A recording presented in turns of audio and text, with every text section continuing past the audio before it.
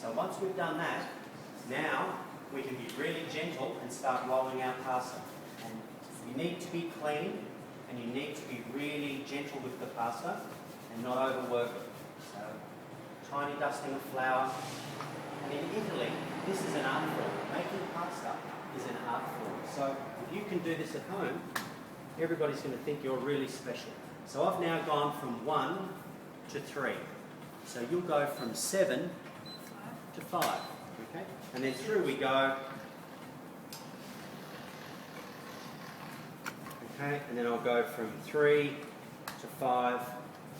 And it's on your recipe sheets. I think I've said 5, but you'll get a bit of an idea of how thick it's going to be. Once again, tiny little dusting of flour. Through it goes.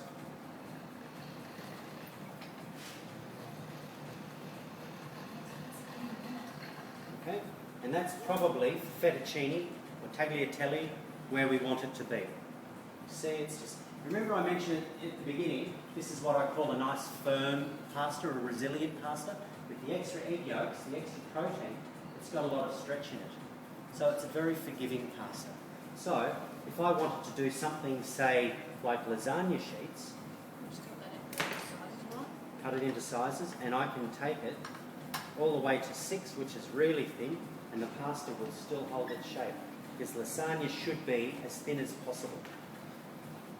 Okay. Through we go. You should be able to see your hand through lasagna sheets, which you pretty much do. Once again, still got a nice bit of spring in it.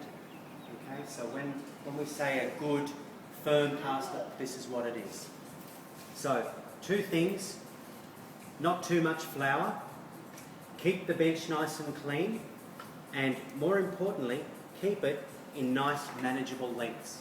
You don't want pasta this long, you don't need to hang it on wooden spoons. Like, what we do need to do is get some greaseproof paper once we've done it and just roll the pasta and a little bit of flour over the top and layer it between sheets of greaseproof paper. If we then covered it with greaseproof and some Glad wrap, this would dry out nicely and we'd be able to use it tomorrow as well. So once we've done that, we then put on our cutting machine. And that just slides on. It just slides on, and then through it goes.